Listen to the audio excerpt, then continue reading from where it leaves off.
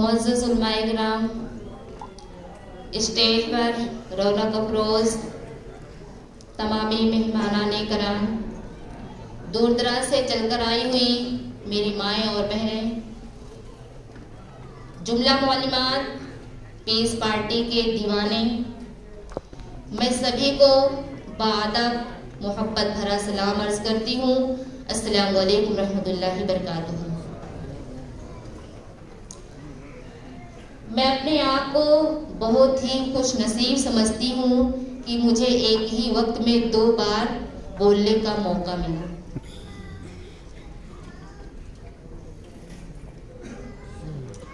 قوموں کا عروج و زوال، اس میں ووٹ کا دخل کیا ہے؟ میں اس شعر کے ساتھ اپنی باتوں کو آگے بڑھانا چاہوں گی۔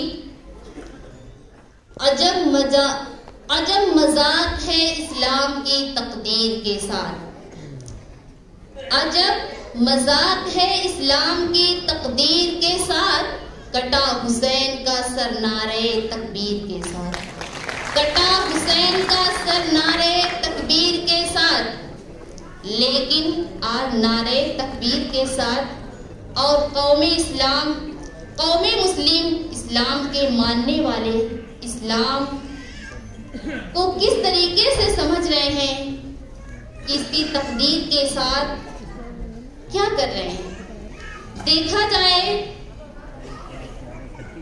جس کے معنی کربلا کے حوالے سے ایک بیعت کا لفظ بہت ہی مشہور اور معروف ہے۔ اگر آپ کو یہ معنی کہیں سے نہیں ملے گا تو آپ کربلا کی طرف رخ کریں گے تو آپ کا اس کا معنی اور مطلب ضرور سمجھ میں آ جائے گا۔ اور اس کا معنی اور مطلب ہے کیا، جس کو آج ہمارے بھارت میں اونٹ کی شکل میں کہا جاتا ہے، اونٹ کی شکل میں اس کو اختیار کیا جاتا ہے، وہ بیعت ایک عربی لفظ ہے۔ آخر یہ کربلا کا واقعہ اتنا مشہور معروف کیوں ہے، جبکہ یہ صرف قوم مسلم کے زبانوں پر نہیں، مجھے تو لگتا ہے کہ بھارت کے تمامی دھارمک اور مذہب کے ماننے والے لوگوں کے ہونٹوں پر یہ ترانہ ہوتا ہے۔ ہر دھرم کے ماننے والے لوگ امام حسین کی ایسی تعظیم اور تعریف کرتے ہیں۔ آخر وہ تعظیم اور تعریف کیوں ہے، میں بتاتے چلوں۔ نبی کریم صلی اللہ تعالی علیہ وسلم کے نواسے حضرت امام حسین رضی اللہ تعالی عنہ کا یہ واقعہ ہے جو بیعت سے بہت ہی مشہور اور معروف ہے۔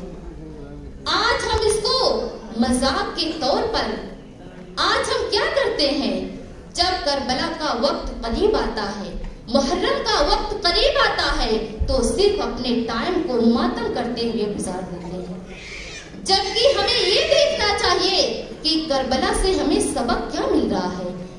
اللہ تبارک و تعالی قرآن مجید میں ارشاد فرماتا ہے وَمَن لَّمْ يَحْكُمْ بِمَا أَنزَلَ اللَّهُ فَأُولَٰئِكَ هُمُ الظَّالِمُونَ۔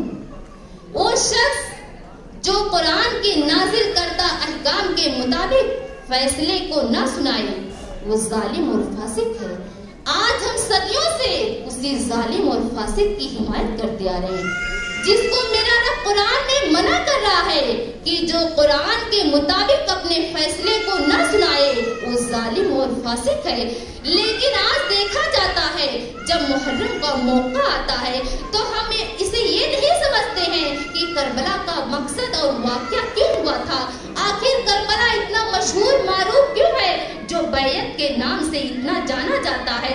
میں بتاتے چلوں کربلا میں کوئی غیر مومن کی لڑائی نہیں تھی، بلکہ دونوں آپس میں مومن ہی کی لڑائی تھی، دونوں کلمہ پڑھنے والے کی لڑائی تھی۔ لیکن آخر ایسا کیوں ہوا کہ یزید مٹ گیا اور اسلام زندہ ہے اور حسین زندہ ہے؟ آخر ایسا کیوں ہوا؟ میں بتاتے چلوں ہمارے نبی کے نواسے نے اپنے گھر کو لٹا دیا، اپنے بچوں کو لٹا دیا، قربان کر دیا، لیکن ایک ظالم کے ہاتھ پر بیعت نہیں کی، ایک ظالم کے ہاتھ پر اپنا ہاتھ نہیں رکھا۔ اس لیے نہیں رکھا کہ میری آنے والی نسلیں تباہ اور برباد نہ ہو جائے۔ آج ہم کہتے ہیں ہماری تعداد کم ہے، ہم کربلا کا جائزہ لیں، جبکہ 72 کی تعداد تھی، لیکن लेकिन आज पूरी दुनिया में करबला की तारीफ रोशन है। क्यों रोशन है? उन्हें अल्लाह पर यकीन और भरोसा था।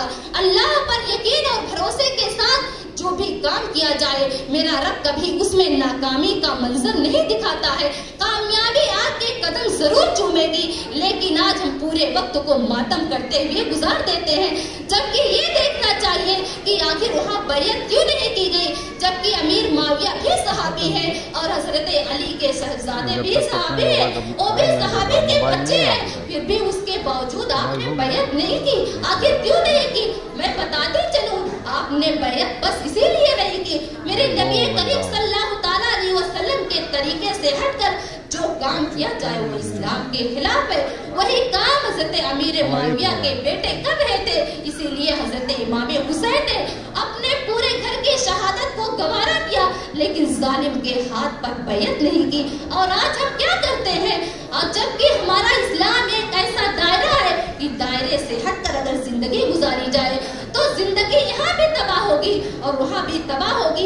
इसी को वोट कहते हैं मेरे भाई और बहनों, जिसको आज हम बैयत और करबला से जोड़ते हैं, वही वोट है। और एक कीमती वोट, जितनी ताकत एक औरत के वोट की होती है, उतनी कीमती और ताकत वोट एक मर्द की भी होती है।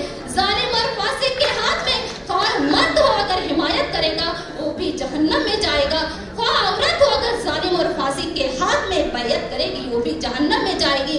हमें इस्लाम के तरीके पर अपनी जिंदगी को गुजारना होगा, ख्वाबे गफलत से बेदार होना होगा। हमें इमाम हुसैन की जिंदगी को ताउन ता क़यामत तक रोशन करना होगा और उनकी जिंदगी को अपनी जिंदगी में शामिल करना होगा। इन्हीं चंद गुफ्तगू के साथ मैं अपनी तकरीर को खत्म करती हूँ। हम करें बात दलीलों से तो रद्द होती है, हम करें बात दलीलों से तो रद्द होती है, उनके होठों की खामोशी भी सनद होती है, उनके होठों की खामोशी भी सनद होती है। और कुछ ना कहने से छिन जाता है ये जाज़े सुखन, जुल्म सहने से भी जालिम की मदद होती है। मेरे भाइयों और बहनों, जुल्म मत सहो, हमने जुल्म बहुत सहा और जुल्म सहने का अंजाम आज हम देख रहे हैं। कुव्वतो फिक्र अमल पहले फना होती है, कुव्वतो फिक्र अमल पहले फना होती है, फिर किसी कौम की शौकत पे ज़वाल आता है, फिर किसी कौम की शौकत पे ज़वाल आता है। यही वजह है कि हमारी कौम आज इतनी पस्ती और बदहाली का शिकार हो गई है कि हमारे अंदर अमल और फिक्र नाम की चीज नहीं। अस्सलाम वालेकुम रहमतुल्लाहि व बरकातहू। बहुत शुक्रिया। ये हमारी महिला धर्मगुरु मौलमा राशिदा साहिबा थी और बिला ताखीर मैं ये चाहता हूँ, चूंकि वक्त कम है, मेहमानान करम मौजूद हैं, मैं चाहता हूँ मौलाना तनवीर साकिब साहब